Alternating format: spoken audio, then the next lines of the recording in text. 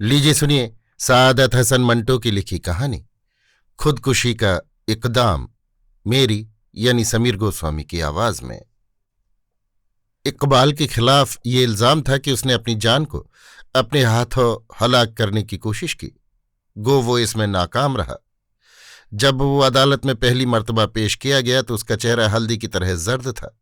ऐसा मालूम होता था कि मौत से मुठभेड़ होते वक्त उसकी रगों में तमाम खून खुश्क होकर रह गया है, जिसकी वजह से उसकी तमाम ताकत सल्ब हो गई है।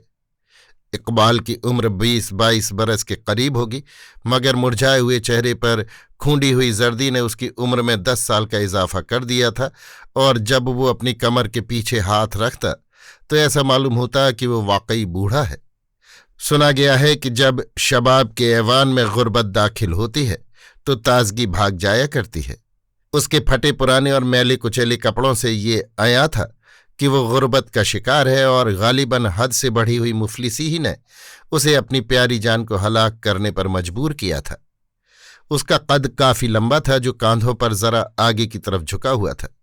इस झुकाव में उसके वजनी सर को भी दखल था, जिस पर सख्त और मोटे बाल जेल खाने के स्याह और खुरदुरे कंबल का नमूना पेश कर रहे थे। आंखें अंदर को धसी हुई थीं, जो बहुत गहरी और अथाह मालूम होती थीं। झुकी हुई निगाहों से ये पता चलता था कि वो अदालत के संगीन फर्श की मौजूदगी को गैर यकीनी समझ रहा है और ये मानने से इनकार कर रहा है कि वो जिंदा है। नाक पतली और तीखी, उसके माथे पर थोड़ा सा चिकना मैल जमा हुआ था, जिसको देखकर जंग आलूद तलवार का तसव्वुर आंखों में फिर जाता था। पतले पतले होंठ, जो किनारों पर एक लकीर बनकर रह गए थे, आपस में सिले हुए मालूम होते थे। शायद उसने उनको इसलिए भींच रखा था कि वो अपने सीने की आग और धुएं को बाहर निकालना नहीं चाहता था। मैले पायजामे में उसकी सूखी हुई टांगें ऊपर के धड़ के साथ इस तरह जुड़ी हुई थी कि मालूम होता था 2 खुश्क लकड़ियां तनूर के मुंह में ठुसी हुई हैं। सीना चौड़ा चकला था, मगर हड्डियों के ढांचे पर उसकी पसलियां फटे हुए गिरेबान में से झांक रही थीं। गोश्त सांवले रंग की झिल्ली मालूम होता था। सांस की आमदोशुद्ध से ये झिल्ली बार बार फूलती और दबती थी। पैरों में कपड़े का जापानी जूता था, जो जगह जगह से बेहद मैला हो रहा था। दोनों जूते अंगूठों के मुकाम पर से फटे हुए थे। उन सुराखों में से उसके अंगूठों के बढ़े हुए नाखून नुमाया तौर पर नजर आ रहे थे। वो कोट पहने हुए था, जो उसके बदन पर बहुत ढीला था। उस मैले और साल खूर्दा कोट की खाली फटी हुई जेबें बेजान मर्दों की तरह मुंह खोले हुए थीं। वो कटहरे के डंडे पर हाथ रखे और सर झुकाए जज के सामने बिल्कुल खामोश और बेहिसो हरकत खड़ा था। तुमने 20 जून को हफ्ते के दिन माना निवाला स्टेशन के करीब रेल की पटरी पर लेटकर अपनी जान हलाक करने की कोशिश की, और इस तरह एक शदीद जुर्म के मुर्तकिब हुए। जज ने जिमनी कागजात पढ़ते हुए कहा, बताओ ये जुर्म जो तुम पर आयद किया गया है कहाँ तक दुरुस्त है? जुर्म? इकबाल अपने गहरे ख्वाब से गोया चौंक सा पड़ा, लेकिन फौरन ही उसका वजनी सर, जो एक लम्हे के लिए उठा था, फिर बेल की पतली टहनी के बोझल फल की तरह लटक गया। बताओ ये जुर्म जो तुम पर आयद किया गया है कहाँ तक दुरुस्त है?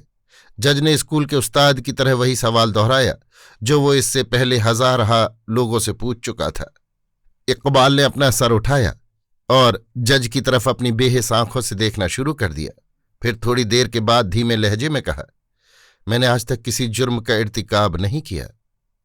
अदालत के कमरे में कामिल सुकूत तारी था। शायद इसका बाइस इकबाल का दश्तनुमा सरापा था, जिसमें बला की हैबत थी।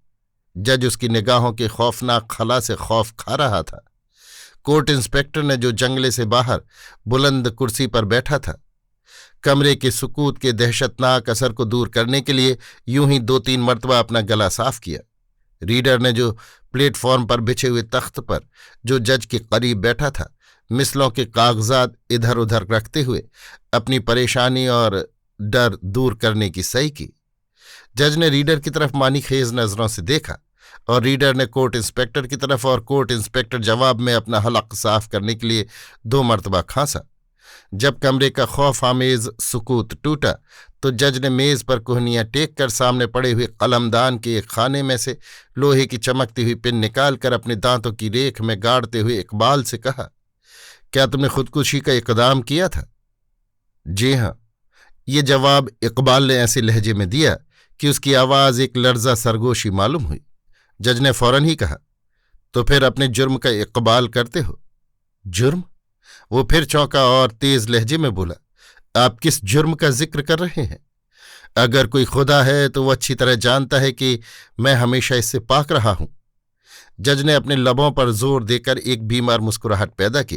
तुमने खुदकुशी का इक़दाम किया और ये जुर्म है। अपनी या किसी गैर की जान लेने में कोई फर्क नहीं। हर सूरत में वार इंसान पर होता है।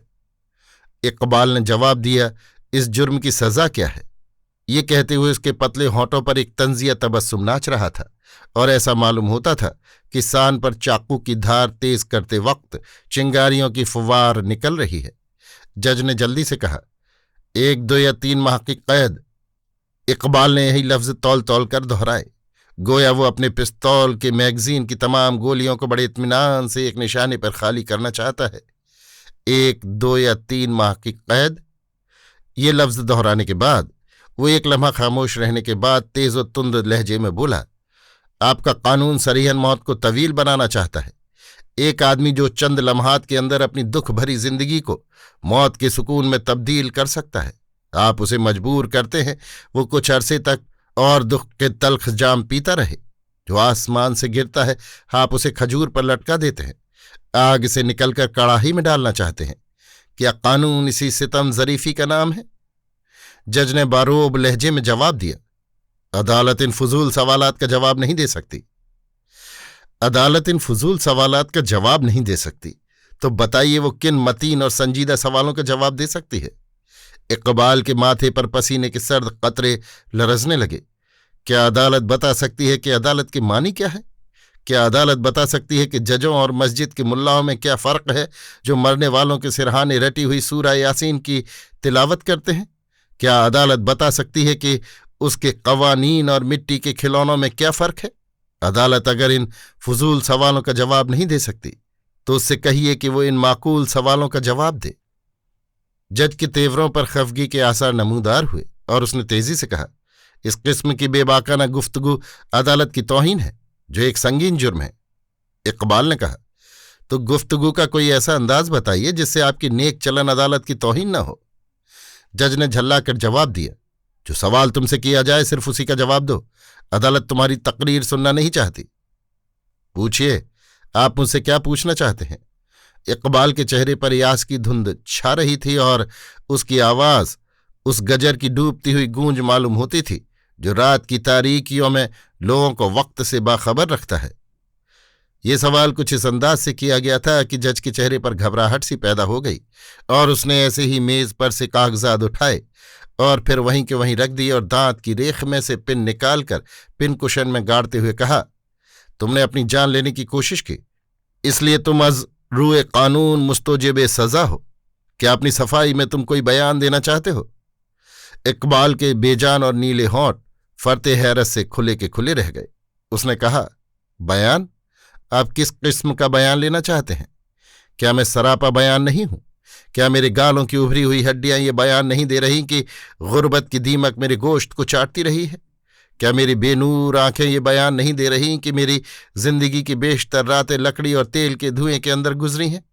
क्या मेरा सूखा हुआ जिस्म ये बयान नहीं दे रहा कि इसने कड़े से कड़ा दुख बर्दाश्त किया है? क्या मेरी जर्द बेजान और कांपती हुई उंगलियां ये बयान नहीं दे रही कि वो साजे हयात के तारों में उम्मीद अफजा नगमा पैदा करने में नाकाम रही हैं? बयान, बयान, सफाई का बयान। किस सफाई का बयान? मैं अपने हाथों से अपनी जिंदगी का खात्मा कर रहा था इसलिए कि मुझे जीने की ख्वाहिश न थी, और जिसे जीने की ख्वाहिश न हो, जो हर जीने वाले को ताज्जुब से देखता हो, क्या आप उससे ये चाहते हैं कि वो इस संगीन इमारत में आकर 2-3 बरस की कैद से बचने के लिए झूठ बोले? जज साहब, आप उससे बात कर रहे हैं जिसकी जिंदगी कैद से बदतर रही है। जज पर जर्दरू इकबाल की बेजोड़ जज्बाती गुफ्तगू कुछ असर न कर सकी और 4-5 पेशियों की यक आहंग समाअत के बाद उसे 2 माह कैद महज का हुक्म सुना दिया गया। सजा का हुक्म मुजरिम ने बड़े इत्मीनान से सुना, लेकिन यकायक उसके उस्तख्वानी चेहरे पर जहरीली तंज के आसार नमूदार हुए और उसके बारीक होंठों के सिरे भिज गए। मुस्कुराते हुए उसने जज को मुखातिब करके कहा, आपने मुकदमे की तमाम कार्रवाई में बहुत मेहनत की है, जिसके लिए मैं आपका शुक्रगुजार हूं। मुकदमे की रुएदाद को आपने जिस नफासत से इन लंबे लंबे कागजों पर अपने हाथों से टाइप किया है वो भी दाद के काबिल है, और आपने बात बात में ताजीरात की भारी भरकम किताब से दफ़आत का हवाला जिस फुर्ती से दिया है उससे आपके हाफजे की खूबी का अंदाज़ा लगाया जा सकता है। कानून जहां तक मैंने अंदाज़ा किया है एक पर्दा नशीन खातून है जिसकी इस्मत के तहफ़्फ़ुज़ के लिए आप लोग मुकर्रर किए गए हैं, और मुझे एतराफ़ है कि आपने अपने फ़राइज़ की अंजाम दही में कोई दक़ीक़ा फ़रोगुज़ाश्त नहीं किया। मगर मुझे अफ़सोस है कि आप एक ऐसी औरत की हिफाजत कर रहे हैं जिसे हर चालाक आदमी अपनी दाश्ता बनाकर रख सकता है। ये लफ्ज़ अदालत की तौहीन ख्याल किए गए और इस जुर्म के इर्तिकाब में इकबाल की जिंदगी में 2 माह और बढ़ा दिए गए। ये हुक्म सुनकर इकबाल की पतले होंठों पर फिर मुस्कुराहट पैदा हुई। इकबाल ने जेरे लब कहा, पहले 2 माह थे अब 4 हो गए। और फिर जज से मुखातिब होकर पूछा, आपको ताज़ीरात हिंद के तमाम दफ़ात अज़बर याद है? क्या आप मुझे कोई इसी तौहीन की किस्म का बेज़रर जुर्म बता सकते हैं जिसके इर्तिकाब से आपकी अदालत मेरी गर्दन जल्लाद के हवाले कर सके? मैं इस दुनिया में जिंदा नहीं रहना चाहता जहां गरीबों को जीने के लिए हवा के चंद पाकीज़ा झोंके भी नसीब नहीं होते, और जिसके बनाए कानून मेरी समझ से बालातर हैं।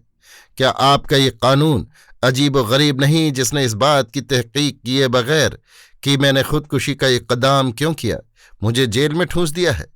मगर ऐसे सवाल पूछने से फ़ायदा ही क्या? ताज़ीरात हिंद में गालिबन इनका कोई जवाब नहीं। इकबाल ने अपने थके हुए मुर्दा कांधों को एक जुम्बिश दी और खामोश हो गया। अदालत ने उसके सवाल का कोई जवाब न दिया। अभी आप सुन रहे थे सादत हसन मंटू की लिखी कहानी खुदकुशी का इक़दाम, मेरी यानी समीर गोस्वामी की आवाज में।